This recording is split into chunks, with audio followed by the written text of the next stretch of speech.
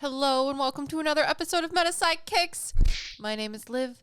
M is still taking a break from recording, but we are your sidekicks to all things metaphysical as psychic mediums, and we say so. If you guys are new to the podcast, that's basically it. We're psychic mediums and we talk about all things paranormal, spiritual, metaphysical, and in between because we're psychic mediums. So today we are going to be talking about paranormal stories of a medium because I am a medium and I'm here to tell you about them. I've reflected a little bit and I've gotten a couple stories that I think would actually be fun with a twist of information that I fact checked about the stories themselves too. So it's going to be like a little fun escapade of stories that I've collected from readings that I've done that I find interesting and, cool. And then a little bit of, just fun facts to go along with them. So are you guys ready? Find a comfy spot, something to drink. I put my water too far away and I'm not going to get up to go get it now, but that's fine. We're knuckled and buckled and ready to go. First story is one that's actually kind of recent, honestly. A couple weeks ago, I did a pet reading for someone, which was fun. So if you guys don't know what a pet reading is, it's a pet psychic reading. I found out maybe 6-7 years ago that in addition to being able to speak or communicate with souls that have passed, so people that are dead, animals that are dead, I can also communicate and listen to animals that are living, which is always a fun time. It's literally something that I wished about as a child, and then it actually happened, and I was like, no way! Dreams do come true. So I was doing a pet reading for a lovely human being the other day, and he wanted me to speak to his dog, which was great. I honestly don't remember what the dog's name was, and I don't remember what my client's name was, but I wouldn't share those things on a podcast anyways. So the story goes, my client wanted me to talk to their dog because, who doesn't want to talk to their dog? It's fun. And long story short, we answered questions about like his companion's past and a bit about their connection that they have right now. And it was interesting because my client asked me, he said, do you know anything about like our soul connection? And I was like, that's an interesting question. I've gotten similar questions. And I didn't think about when he asked me what their soul connection was, I was thinking like, oh, they're meant to be, this type of stuff, all of the sort of hallmarky type of things that you would think about. But the coolest thing happened. This man stepped forward in spirit on my left-hand side, which signals that he's either a past life or a soul that is helping or doing something in the physical world. And I thought that maybe it was my client's like grandfather, someone that he was related to. And when I asked, it was actually the past life of my client's dog. Isn't that wild? I was like, what? And what he had to share was he gave me claircognizantly that my client's dog, even though she is a she now, was this man in a past life. He was a war veteran. I don't know what war. He didn't specify. He just said that he lived during the time when things were in black and white, if there was any pictures at all, and that he lived when there was cannonballs and artillery, where horses were still a part of the cavalry. And he had suffered a lot of mental and emotional trauma from being in a war. And he had had other past lives as well where he was a part of war. So my client's dog, who is their emotional support animal, has a past life as a man who was a veteran. And I looked at my client because the past life of his dog told me claircognizantly that he also was a veteran. So I asked my client, I said, I don't mean to be rude, but are you a veteran by chance? And he goes, I am. So I thanked him for his service, which we should do for all veterans. And I said, the reason your dog is here for you is because she's supposed to be your emotional support animal. I said, but your soul bond is a lot different than what I would have egotistically thought it was before. So I told him that his dog had past lives as a veteran, and that is why their soul chose to be a dog in this life, specifically so that they could be an emotional support animal for this wonderful human being that I got to talk to. Isn't that wild? So I was telling my mom today too, because she came over to watch the baby so I could record this podcast about that story. And I wanted to share a little bit of the information she may have gotten as well. And I'm sure if the person that I gave a reading to for is listening, they will know that this is them. But she said that she also believes that your dog who had a past life, or my client's dog who had a past life as a veteran, also had past lives with their owner now. So my client, he had past lives with his dog as a person. And they've gone through a couple different things, which is why the soul of their dog right now, she is trying to support him now in a different way in this life, which I also just thought was super, super, super wild. But if you're listening on the PsycKicks Extras YouTube channel, let me know in the comments below what you thought about that story, because that is the first time. That is the first time anything like that has happened before. I just thought it was awesome that a dog who's living right now as an emotional support animal for a veteran has had past lives as a veteran and possible past lives with this person that they're, being an emotional support animal now for too, as people. They had past lives together. So it just goes to show that the universe works in mysterious ways, and I will never really understand it, and I don't think we'll ever fully be able to dissect it and understand it, but it's a beautiful thing nonetheless. All right, the next story that I have is from a reading that is an oldie but a goodie. One of the other readings that I do are house readings, which is also a very odd thing that came about out of the blue as well. But houses, after a while, are able to have their own sort of sentience in a way because energy is put into them. They're a part of consciousness, even though they're inanimate objects. It doesn't mean that they're not a part of the energy that is in the world. So as a medium, the only thing I'm reading is energy, whether it's a human soul or the energy of something or the energy associated to something. But I offer house readings. And, when you think a house reading, once you understand that it's a possible thing, you would think, okay, well, I'm just going to be reading the energy of the inanimate object, i.e. the house. But the house reading also encompasses any souls that may be in or associated with the house as well. So that opens up a whole new can of worms. And I was very nervous about doing this next reading because it wasn't just a house, but more of a building. I mean, I guess it was a house at one point. I did a reading for a funeral home. Exactly. I thought the same thing. Like, what? Are you kidding me? Is this like paranormal inception? I was so nervous and so excited all at the same time because I was like, oh man, I don't know what kind of souls are going to be related to a funeral home. Like, there has to be thousands. I was absolutely pooping my britches, guys, about this reading. So the girls that made the reading were not only fabulous and hilarious, but they are 2 female funeral home directors. So I thought that was pretty cool that they run a whole funeral home by themselves, basically.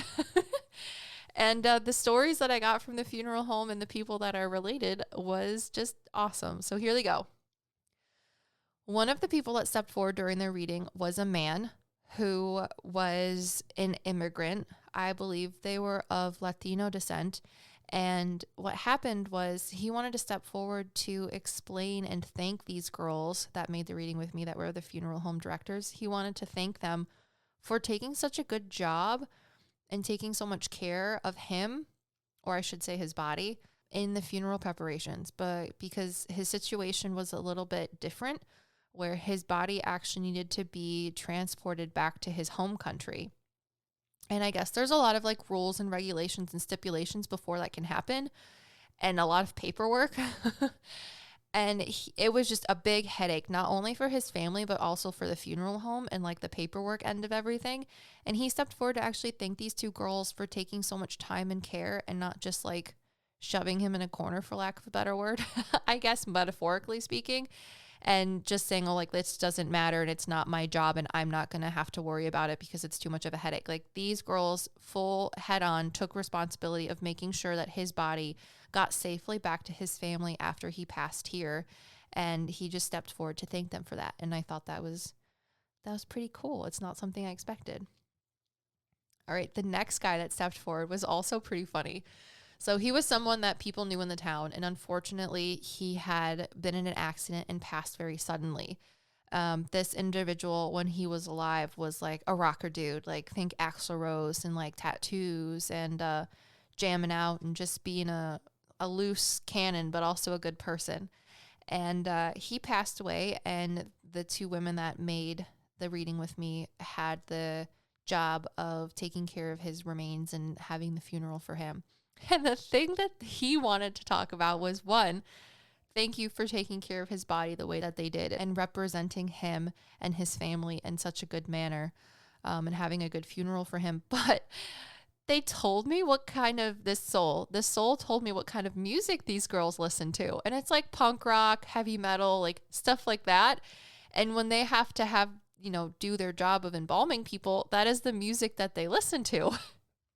And he was like, rock on, Home Skilly Biscuits. And he just thought it was hilarious, their choice in music that they have while they're doing their job. And that is one of the things that he wanted to mention. And I just thought that was interesting. All right, the next person that came forward for this house reading that was a funeral home was actually a past employee of the funeral home.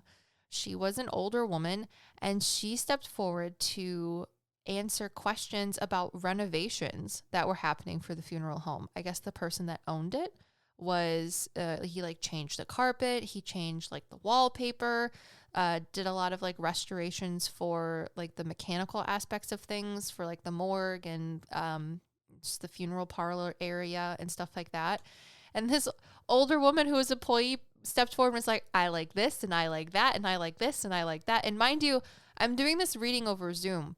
So I only saw these two ladies in like the office area of the building. And this woman was just pointing out what everything used to look like and then the updates and then talking about like just all of the details of it. And it was just a very interesting thing. And we didn't know who this woman was at first because I thought maybe she was someone that had owned the funeral home originally because she knew so much about the details of it and the layout of the house itself. But we ended up figuring out that she was a past employee and she had a lot to say about the renovations of where she worked for a long time. Now, the last person that came for the funeral home reading was interesting. He was a bit more of an ominous character, I would say. He was someone that worked as like a custodial worker for the funeral home itself. And this funeral home, the girls were telling me that they wanted to know who the weird presence was because they had like a very heavy sort of foreboding presence in the funeral home, and it freaked people out, but it never really did anything. You felt like someone was staring at you and judging you with like a lot of side eye. And they had taken a portion of the downstairs area and like renovated it into a kitchen sort of in the basement, I believe, something like that. And they always felt this presence over there. Well, long story short, what it was this custodial worker who used to work there, and he was extremely judgmental. He took his job seriously, but he didn't really take any flack or do anything more than he needed to, I would say. But he's the one that stands downstairs and stares at people in the kitchen because they had to move a whole bunch of stuff around over by like the furnace and things like that. And it used to be the area that he hung out. So he's like, y'all are hanging out where I used to just sit and like be away from the people. But the really cool thing that this custodial worker wanted to say was the reason he was staring at people and being so foreboding was because they needed to check their electrical panel. I said, there's something wrong with the electrical, and he's saying it's going to cause a fire. And he's like, it's stupid that the owner is putting all this money into making it look nice, but not actually keeping the bones of the house how they should be. Like, if the whole place catches on fire, what's the point of the renovations? And when I told this to my two clients that were the funeral home directors, they immediately looked at each other and started laughing. They said, yeah, we've been trying to get the guy that owns this place to redo the electrical and bring it up to code because it is not up to code and it's a really big problem and we're also worried about it. So they told me they were going to tell their boss that the ghost of the custodian in their funeral home says you need to get your electrical stuff together. That was probably one of my favorite house readings because I just never thought someone would ask me to read a funeral home. And it was absolutely fabulous. It was so much fun speaking to these souls and seeing from their perspective how these funeral home directors work everything and how much they actually mean to the people that they're servicing, I guess, for lack of a better word. So, yeah, if you have any funeral home directors or embalming people that are listening, you guys have a very positive impact on people's lives, afterlives. Yeah, whichever one. All right, moving on. This one I didn't know if I wanted to share it because I don't really know how to conceptualize it, I say, or at least like put it into words better. But I figured I'd want to share it because I don't know, it's been on my mind. And if you're listening on Apple Podcasts, you could write a comment about it if you want to. But I finally had my like Jesus moment. All right, I know that sounds really stupid, kind of cliche, whatever. But this is my Jesus moment. And no, I'm not like, I don't know, going to church and like doing all of this other stuff when people have like a Jesus moment. But I did have it and I wanted to share it all with you. So I was giving a reading to a woman a couple weeks ago, another extremely lovely human being, and their parents had passed.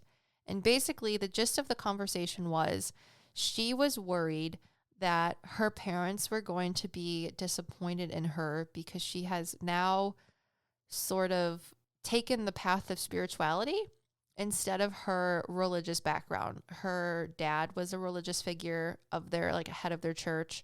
And her mom said before she passed, you know, I'm worried that when I pass that you're not going to go to church anymore, yada, yada, yada.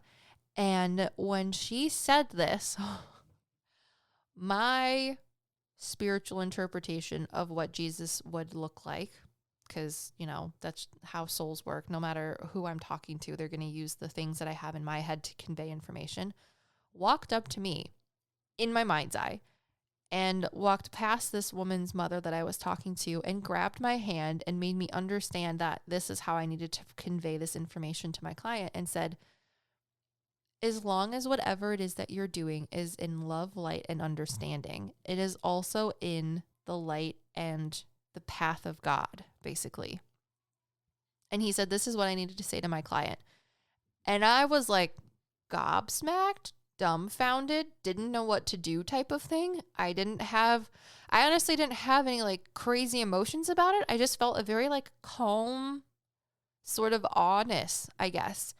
And I looked at my client and I said, listen, your mother was just talking about that she understands your decision and that you do still take parts of your religion seriously and you still adopt and understand and carry out parts of that religion to this day. I said, but Jesus just walked forward. I sound crazy saying this, and that's why I didn't want to share this, but, you know, whatever. We're just going to throw it out there. I said, Jesus just walked up to me, literally put one hand, like shook my hand, and then put his other hand over top of it. You know, like how a grandma would do that, or someone that really sincerely wants to shake your hand. And I said, he basically said that what you're doing and the way that you're following living your life with spirituality is no different than what he is. You're just going about it in a different way, but it's still in line with all of the love, light, and understanding that he was trying to convey to people too, with his teachings, leadership, whatever. And I was just like, I just need you to know that not only do you have like your mom's stamp of approval, but you have Jesus's stamp of approval. So take that for what you will. I need to go have like a drink or stare into the sun because I feel a little weird now. So anyways, yeah, I have finally had my Jesus moment. I've been doing professional readings for 3-4 years now. And a lot of people that have asked me about Jesus, but I've never had like a actual interaction or something like that, which I'm going to count this as one. I still don't know how I feel about it. But yeah, so for all of the people out there too, because I like to talk about things from a scientific aspect, a scientific standpoint too. But all the people out there that want to know, was Jesus a real person? Yada, yada, yada, all these questions. I will put the link below if you want to go on like a giant Wikipedia search or rabbit hole. But according to Wikipedia and other sources, I just cross-referenced, but I'm going to quote Wikipedia, but I cross-referenced other sources that they all sort of said the same thing, just in different ways.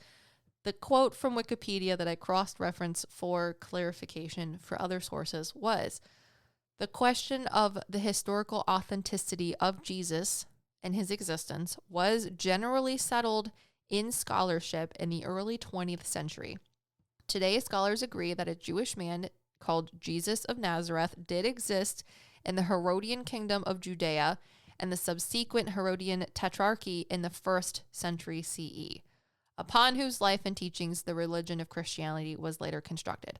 It also said, quote, historical Jesus scholars agree that a Jewish man named Jesus of Nazareth did exist in Palestine in the 1st century CE. So a dude named Jesus of Nazareth did exist, and people do believe that there was like teachings and other stuff created about it. But if you don't believe that, I'm here to tell you that all religions are valid, because the energy that people put into the thoughts of gods and deities and prophets existing does create an idea or image of them. So like Athena, Zeus, Hecate, all of those gods and goddesses, the flying spaghetti monster, they haven't been around as long, but those ideas do have validity in the fact that energy of people for a long time, I'm going to ixnay this flying spaghetti monster on that because he hasn't been around long enough, but the other gods and goddesses, deities, things like that, Thor, Loki, whatever, those gods and deities do have validity because people have put so much energy into manifesting their existence. And I do believe that those gods and deities are aspects of the universe, God, source, creator, whatever you want to call it, that people have been able to understand throughout time. So whether Jesus was a person or not, which according to Wikipedia and other sources, historically he was a human being that did indeed exist, the idea of Jesus and the religious connotations and ideas do also exist and are valid. So what I'm saying is my manifested understanding, or the manifested understanding that aligns with whatever I feel approached me and was like, hey, I'm here for you, girl. She's not doing anything bad, because at the end of the day, God is love, light, and understanding. And through her spirituality, she is doing nothing different than what I would do. Quote, Jesus, mic drop, end of story.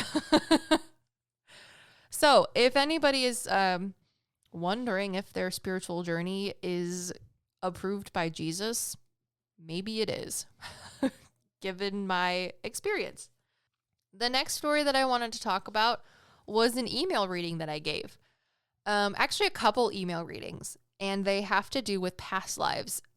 Em and I did offer past life readings. It might be something that we bring back in the future, but here are some past life things and questions that I've answered in email readings that I thought was interesting and noteworthy to share with you all on the internet through a podcast. Someone asked me if they had a past life tied to a werewolf or werewolves. Yes, they asked me if they had a past life tied to werewolves because they felt that they had werewolf past life things going on. And I, as an egotistical human being that can read, was like, are they asking me if they had a past life as a werewolf?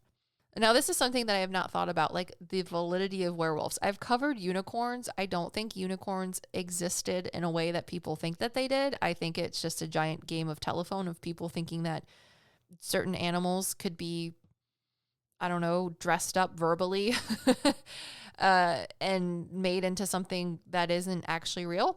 So that's kind of what I think about werewolves as well. So I was like, I haven't actually done research on werewolves though. So let me get out of my egotistical brain, put on my mediumship hat, and see if werewolves actually exist and if this woman has a past life as a werewolf.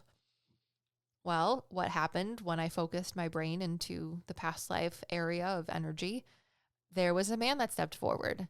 He was dressed in medieval Renaissance, like 1600s attire-ish, the tunics, the long drapey things, the tiny boots if they had shoes that are like lacy or made out of some sort of leather. And he was in the woods with a hat on. His hair was graying and he had a lantern just held out in front of him. And I was like, okay, you're in the woods. You're actually a human and you have a lantern. I'm like, are you on a full moon? Are you about to go like into full werewolf? I'm thinking like Harry Potter stuff right now. And what this past life actually said to me was, no, he's not a werewolf, but he was a part of a group of people who were to patrol the area in which they lived to keep their eye out and on the lookout, like a neighborhood watch, basically, for werewolves. The past life of this man was related to my client, and he was not a werewolf, but he was associated with the times when werewolves and their lore was affecting people. So think like witch trials. So this person didn't actually have a past life as a werewolf, but as a man who is afraid of werewolves because that was a thing, a part of his time. So I looked it up to fact check myself afterwards because I was like, okay, this is what I see as a medium, but is this actually a thing? This is where we get into the fun facts about cool things. Are you ready? Well, I guess these are kind of like morbid fun facts, but that's just kind of how the world worked back then. Anyways, so werewolf facts that I looked up. It is unclear exactly when werewolves started, the whole lore things. And I got this from history.com too, because, history.com, the history channel's, jiggy and hip with the times. I'll put the link in the description too if you want to go on like a werewolf, I don't know, search for lack of a better term, kind of like this girl's past life did. But it is unclear exactly when werewolf mythology or ideas happened, but the Epic of Gilgamesh, which is the oldest known Western prose from ancient Mesopotamia, is the first place where people think the idea of a werewolf stems from. So according to the epic, Gilgamesh jilted a potential lover because she turned her previous man into a wolf. So he was like, I don't want to be turned into a wolf. I'm just not going to talk to you anymore. I don't care if you're Becky with the big bottom, because I don't want to be a wolf. So carrying on, the other part where werewolves begin to start to come into human history was during Greek mythology with the legend of Lycaon. So the legend goes, Lycaon, the son of Peleus, angered the god Zeus when he served him, get this, a meal made from the remains of a sacrificed boy. Zeus was pretty pissed at this. He was like, I'm not doing that. That's not cool, which it's not cool. As punishment, the enraged Zeus turned Lycaon and his sons into wolves. Now, there's also another Nordic folklore that talks about the idea of werewolves. So the saga of the Valsungs tells the story of a father and a son who discovered wolf pelts that had the power to turn people into wolves for 10 days. The father and son wore the pelts and went on a killing rampage in the forest, casually. The rampage ended when the father attacked his son, causing a lethal wound. The son only survived because a kind raven gave the father a leaf with healing powers. So these are the first 3 ideas that people can understand where the conception of werewolves came from. Now, there's also some infamous werewolves in history, because I was asking myself, I'm like, okay, well, this girl has a past life as a man who says he was on, for lack of a better word, neighborhood watch for werewolves. Being out at night with a lantern trying to protect the community. But where does this have to do with anything from these folklore tales? Well, this past life of this woman said that he was from like the 16th century-ish, 1700s, 1600s, something like that. They all kind of had similar get-ups if you were just a dude living in normal society. So anyways, I as a clairvoyant medium, I usually go off their clothes and how they feel to understand what time frame souls are from. So anyways, here are some infamous werewolves. Many so-called werewolves were actually, in fact, serial killers. And France had quite a few. There was Pierre Bagot and Michael Vendune, who allegedly swore allegiance to the devil and claimed to have an ointment. Also, can we just talk about the word ointment for a second? I'm sure a whole bunch of you, I'm sure, have already just clicked off. But why History Channel? Why would you use that word? You could use salve, I'm sure. I'm sure they would have called it a salve back then instead of an ointment. But, you do you, history.com. So Pierre Bergot and Michael Verdun allegedly swore allegiance to the devil and claimed to have a salve that turned them into wolves. After confessing to brutally murdering several children, they were burned at the stake, which I guess back then, not just silver killed werewolves, but burning them at the stake did too. Just, it's similar to witches. Another French serial killer was Gilles Garnier, or Garnier, known as the Werewolf of Dole. He was another 16th century werewolf who thought that putting a certain ointment on him would turn him into a werewolf. And he was a serial killer and cannibal of children. He too was burned at the stake. And the list goes on for other countries as well. So now, after reading that, makes so much sense as to why this woman had a past life as a man who was on a werewolf brigade. Because if some crazy Frenchman was running around trying to eat and kill children, I would probably have a neighborhood watch about it too and be like, we're on the hunt for some werewolves. Because before they killed these people for the heinous acts that they committed, they were like, why did you do this? And they're like, listen, come closer. You see this ointment? I rub it on myself and I turn into a werewolf. And then I'm going to eat your children. No, excuse me. Stop that. Makes a lot of sense. So that is someone who had a past life as a man who lived during the time of werewolves and was trying to not have their children eaten. Moving on. I've gotten a lot of questions about prehistoric past lives, most specifically dinosaurs. Has someone had a past life as a dinosaur? I'm just going to go out a limb here and say probably, because people have past lives as animals. Refer to our first story where the veteran has a emotional support animal that has past lives as people. So I'm not going to say it's not impossible. I just haven't talked to someone that has had specifically like raw Jurassic Park dinosaur past life, but these two are pretty darn close. Recently, I spoke to a woman and they had a past life of a giant bug or insect. It was a flying insect that lived off of tree sap. Now, the tree sap is interesting because they showed me that not only was the bug bigger, which in my brain, because again, when souls tell me things, they'll use information that I have in my brain to convey messages. So it's like, imagine if someone came up to you and was like, listen, I need you to explain driving a car, but here's a filing cabinet of only Jurassic Park references, SpongeBob memes, the Golden Girl memes, and a whole bunch of other weird, obscure things. Now use those to explain people how to drive a car. That's kind of what it's like when souls talk to me. They have a filing cabinet of information that they can use to convey information. And that's what they got. So this woman's past life was as a flying bug from the prehistoric era, because she said, I was a bug. Although this thing didn't say she, it didn't give me a sentient idea of male or female because it was a bug, but that the flora and fauna around me was large, much larger, and it was very jungle-ish like, which is, in my mind, consistent with prehistoric Jurassic Park era. And they said I lived off of the trees and the tree sap. And I originally took that literally, as in this bug bored into trees and ate the tree sap like an aphid or something else. But I also got the idea that the tree sap was also an indicator of time as well. So it was both meant to be taken literally and figuratively. Because I didn't know necessarily what period in time this woman was a Jurassic bug, for lack of a better term. And I looked up today what fossil amber has to do with dating.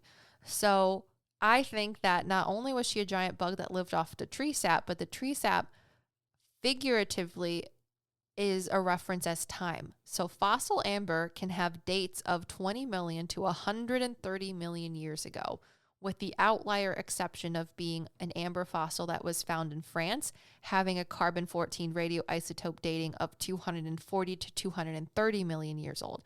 So this woman had a past life as a bug that existed anywhere from 20 million to, I'm going to say, 130 million years ago. Exactly. Absolutely crazy to me. Now the next one gets better. Are you ready? This is my second Jurassic prehistoric past life that I've gotten. Again, not a dinosaur, but I think it's really freaking cool. Side note for just your own help, my husband went on this like rampage quietly where he liked to watch PBS Eons, which if you don't know, you should go check them out because they're fabulous. But PBS Eons is where they talk about prehistoric things, whether it be people or animals and plants. So this is how I knew this information. This past life was able to take that information from my head to convey to me like, oh, this is who I am and this is where I'm from. So I talked to another person. They did not have a dinosaur past life, but it's close. They had a past life as a woman who was a female hominin past life. So if you guys don't know, we are Homo sapiens, and Homo sapiens derived or evolved from Homo erectus, and it goes back and back and back, millions and millions of years. Specifically, this person had a past life as a female hominin, and this hominin past life specified. Hominin is just the giant overarching, like, God, I should know this. Evolutionary biology and stuff was not like my biggest forte. Give me 1 second. Okay, because I was trying to grapple for the right word of whether it was a genus or a family, but hominin is the subfamily. So this past life specifically said that they were a female hominin of the bridge species between Homo erectus and Australopithecus, which took place, this branch species between Homo erectus and Australopithecus took place around 1.5 million years ago. 1.5 million years ago. So she was a past life, my client, they had a past life as a female hominin subspecies that led to the evolution of humans as we know today, 1.5 million years ago. Isn't that crazy?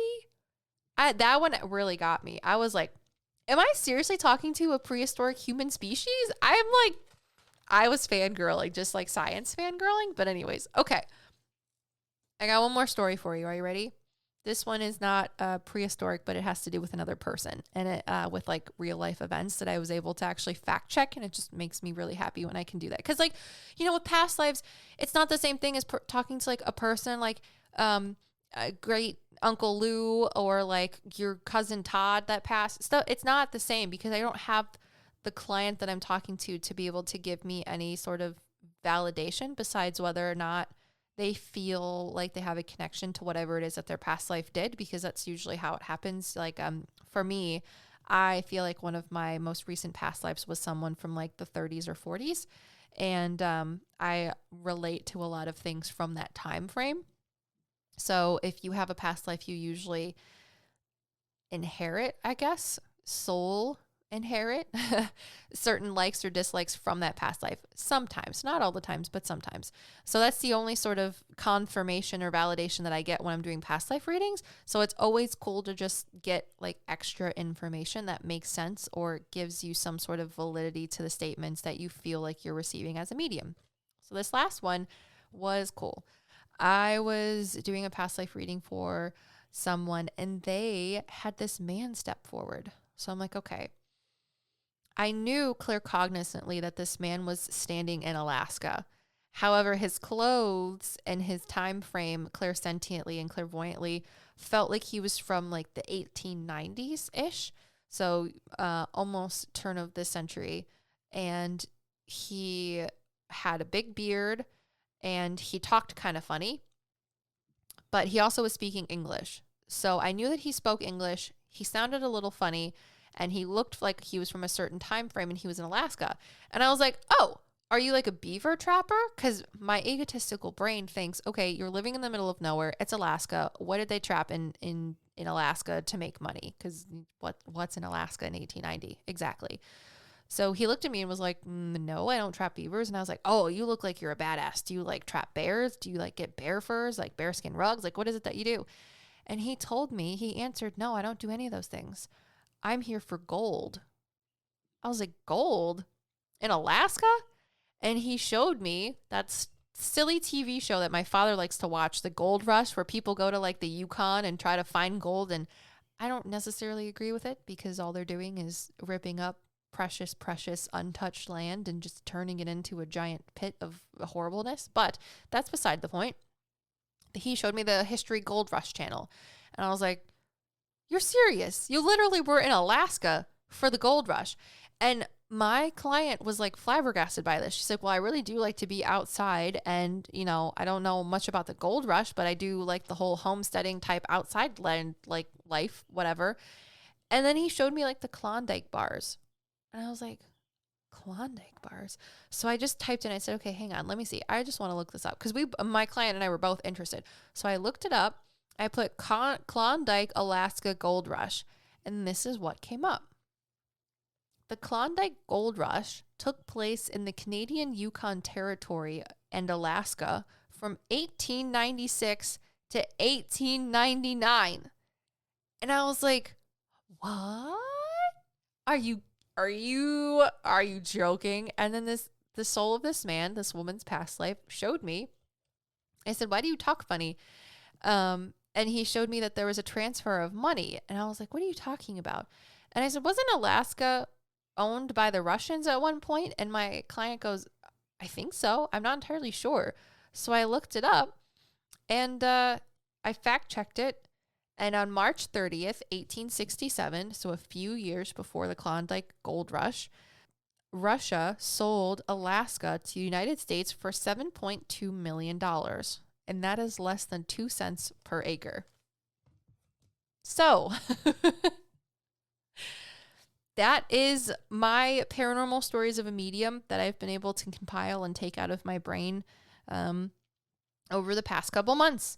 I hope you enjoyed listening to it. If you're listening on the YouTube PsycKicks Extras channel, please feel free to comment on any one of those stories below because any sort of insight is always fun.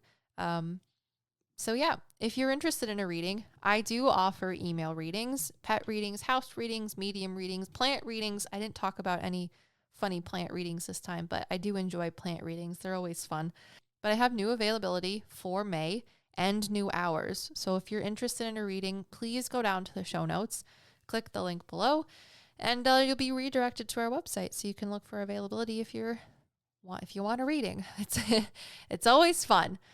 Thank you so much for listening. I hope you enjoyed this Sunday's podcast. I hope you're enjoying the spring weather, had a good Easter, chilling like a villain.